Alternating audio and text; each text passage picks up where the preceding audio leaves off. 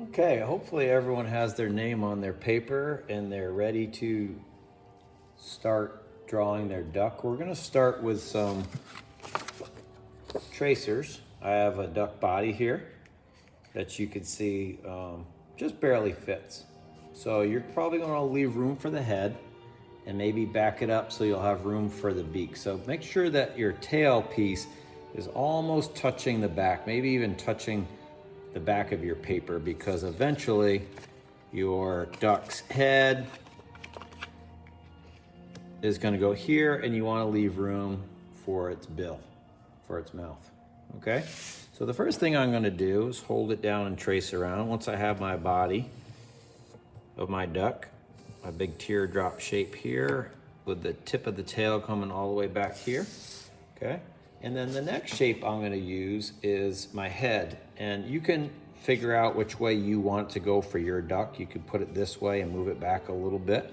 I might make mine go like that. You could put it really any way that you want. But I'm going to move mine back a little bit so I have room for the bill, and I have room at the top, and I'm ready to trace. You'll notice I'm overlapping a little bit. If I put it way up here, it might not look right. Sometimes when ducks are resting, their neck comes down a little bit and they tuck in. So I'm gonna put it right like that and trace. Okay, as soon as I'm done tracing, I will do it light till I get it right, and I'll get rid of this piece right here. And now I have my duck's head nestled down into its body. Last, I will put the wing on, and you could put that really anywhere that you want. You can have it down here, you could have it up a little bit. I might rest mine just like that. And I'll trace that one as well. I'm doing it light because I'm gonna go over this with Sharpie anyway. And I'll get rid of that. You're not gonna see those pencil lines by the time we're done coloring and adding details, but there we go. There's my duck's body, head, and wing pattern, okay? You can make your duck facing either way, not a problem, but I'm gonna make mine facing to the left. Next, I'm going to take a look at my duck that I've selected. They're up on the smart board. There's 6 selections that you can make. The first one's the green wing teal. The second one is the ruddy duck. Third is the golden eye. And on the bottom, we have the mallard. Maybe you've seen them around. They're probably the most common. And a wood duck. If you want a challenge, that's a fancy duck with lots of different color feathers. And lastly, the American widgeon. Okay, so I want you to pick one specific duck after you have the outline, and then show the details and the colors and the differences that make that duck unique. I'm gonna pick the green wing teal, and I'm just going to make my bill for my duck. No matter what duck I pick, I might find a spot out here, okay, and slope up diagonal, and then come back over this way. So it's almost like a V, U shape, depending on your duck. It really doesn't matter, okay? Most ducks are gonna have something like that too. Straight line for their top and bottom of their bill, and then a little nostril right like that, okay? I've done the golden eye in this one. This is what our artwork's gonna look like when it's finished, okay? And same thing, except that duck's facing the opposite way. I would suggest the golden eye or maybe the ruddy duck if you want something simple. Those ones seem to be a little bit more simple. You have the eye patch and a couple oval feathers here for the golden eye. If you want to challenge, the wood duck or the mallard, or maybe even the green wing teal that I'm going to try has a couple more different things that I noticed. And then we're going to do what we call observational art, where we observe and copy the best we can. I don't care if your duck looks like the one in the picture, that's impossible. But observe the differences and try to record them the best you can. Like every green wing teal in the wild is gonna look different, but the first thing I wanna do is get the head, and I see that there's a patch of green. That's good enough for me. I also see that its wings are brown and it has a little light patch up front. Good enough for me. Inside the green on the head, there's an eye. And a circle inside of a circle is good enough for me. Just as I'm getting started. I see where the wing connects, there's a white strip. Diagonal line, diagonal line. I'll leave that white. I see that there's a little rectangle of green and a little rectangle of black back here underneath the wing. And I see a little bit of white back on the tail. And I'm just looking around the duck to see different color patches that I see. For this duck, I see some feathers that are going back, some brown ones that are just sideways V's. It's not that deep. I've got my duck. For all of your ducks, I would recommend making a water line. So a line here and a line here. That's where the water and the sky meet, and it makes it look like your duck is sitting down in it. And if you want to do a little bit of watercolor paint to make it look like it's splashing in the water, that's fine too. Okay? So the next thing I'm going to do is I'm going to outline, and that's a simple job with the Sharpie. And as soon as you outline any pencil mistakes you make or those lines that you really wanted to show that you know how to draw or that you observed are really going to come to life. Okay? Any spare pencil lines that you don't like will get covered with watercolor. I can't really see the eye very well on the green winged teal, so I'm just going to invent. That's what it looks like. Here's that cream colored patch on the front of the duck. And then I'm going to outline the wing. I'm not really worried about the feathers, because feathers go every which way on a duck when they get wet or after they've been flying. There's the white patch on the back. You'll see that I'm not outlining perfectly. I don't care. I care about my duck, but I don't care about my outlining being perfect, because I'm going to paint this guy anyway. If you see something that's black already, you could use your Sharpie for that. This guy has a little patch of dark feathers. I also colored in right there. There's my water line.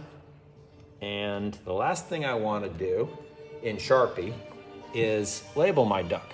So down here, I'm going to use my best handwriting, which I don't have great handwriting, but I'm going to take it nice and slow. Green, winged, teal. Teal is the type of duck, and then obviously this kind has a little green on its wing. My spelling and my handwriting are really not great, but if I slow down and treat it like my artwork, I can check the spelling on the smartboard and make sure I get that right. Because when I'm doing observational art, if I'm a scientist or an artist and I'm doing a special species of duck, I don't want to name it wrong. Someone might know what green winged teals look like and not believe that that's what I did, or see the spellings wrong. So the artists at the waterfowl festivals know all the different species of ducks, and there's a lot, not just 6, but I picked 6 ones that I think are cool to draw. So you can see I'm halfway home towards this. The next thing I'm gonna do is probably some texture rub, because that's a fast way. As we know, I'm done with all my patterns.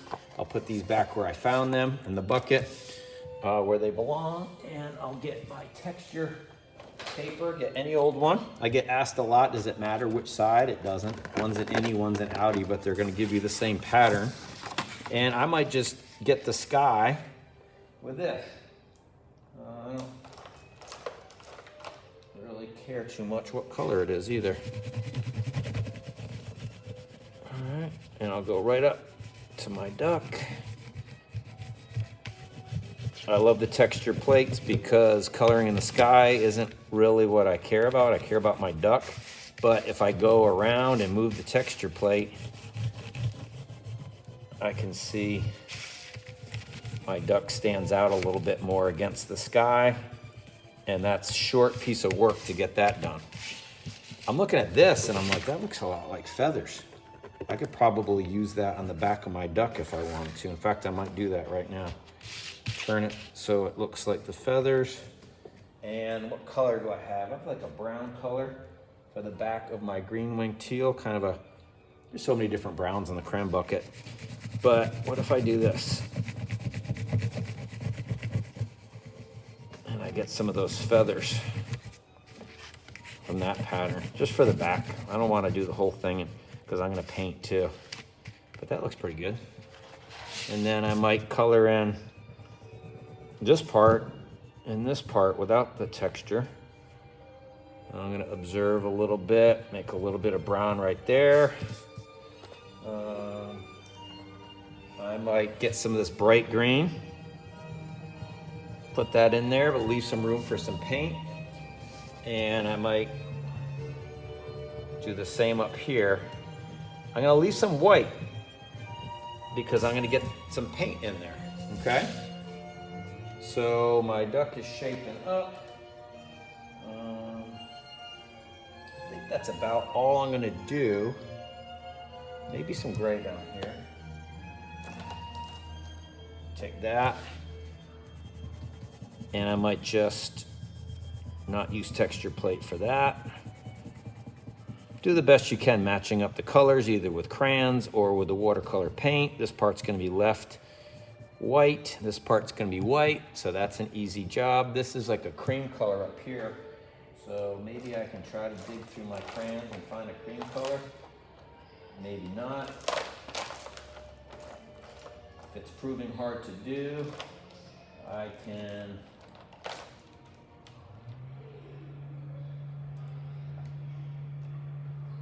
just do a real light rub to let a lot of the white through. That looks good enough. And I could even make some bumpy line U-shapes right there with a crayon. They're a little bit lighter than the Sharpie. Whatever's clever. All right, so I have the head to do. That's like an orange. Aha, that's a pretty good one. It's like an orange-brown color. So if I do this, but leave a little bit of white showing through, so it's not a perfect coloring job. Then when I get the watercolor or the marker on top of it, it'll blend in nice. So this is like an orange-brown, like a burnt orange for my teal. And then I just need some gray in there, and I'm set. So next step, you're going to get some markers, and you're gonna add just a little bit of marker. It doesn't love going on top of that waxy crayon, but if you do just a little bit, when you get it wet, it'll soak into the paper. So I'm gonna get a little bit of that color, and I'm gonna get a little bit of green. You don't have to do much. And I'm gonna get some gray for the body here. Doesn't have to be a perfect coloring job, as you can see. And then maybe some black also. Just a little bit of black. But I don't have to color it in the whole way, and you'll see why. When I get my water, okay, you're gonna share these water buckets, and you'll notice there's not a lot of water in there. I don't need much water. No tapping, no splashing. Just get a little bit of water on there, and I always dry my brush this way instead of tapping. I don't want to spray anyone at my table, and it's annoying because how loud it is. If I just go like this, my brush is damp enough that I can now come in here and I can turn that watercolor marker into paint. Okay, and it fills all that white that's in between, and my green winged teal is starting to look pretty sweet. Okay, I'm gonna wash it off in between colors, not tapping. And then I'm gonna get that green and see if I can get that to mix in. I don't wanna get my eye because I'm gonna leave that white. Actually, my green winged teal is pretty dark, so the eye's pretty dark. I might just do that. So now I have some brown and some green in there. It's looking pretty good. I'm gonna wash it. This part doesn't take long. I'm gonna go hit this gray, see if I can wash it out. It will slowly, if you use enough water, I don't have big puddles on here, but it'll slowly start soaking up and turning into, I might blend some of that in. Why not? Blend some of that into there too. Looking good. All right, washing my brush. And I've got too much water on there, so I'm gonna dry this off a little bit on the side. I don't need a paper towel or anything. I'm just gonna wipe that off on the side because I don't want this black to run out into my sky. Too much water is not your friend for this. Just enough for the brush to be damp but not dripping. Oh yeah, that's looking all right. All right, the one thing that I want to do that I forgot is I'm going to add my water. So you can do waves if you want. You can go right over your Sharpie, because Sharpie and crayon, neither one of those is going to be affected by water at all. I want to get just enough marker on here that I can soak it and turn it into paint. I could do a quick little pattern like that. Why not? All right, and then I'm gonna hit it with water and I'm done. Instant watercolor. All right, if you want darker water, use more marker. Okay, see the difference? But for this one, I might just use a little bit. One thing I don't want you to do is put marker in already wet. Like if you decide you want to go back in, you got to wait for it to dry completely because it'll mess up the marker if you do it onto wet paper. If I want to splash up a little water to make it look like my little fella is halfway in the water, especially right there, that looks pretty cool. And that is my green winged teal. Hope you had fun making your duck.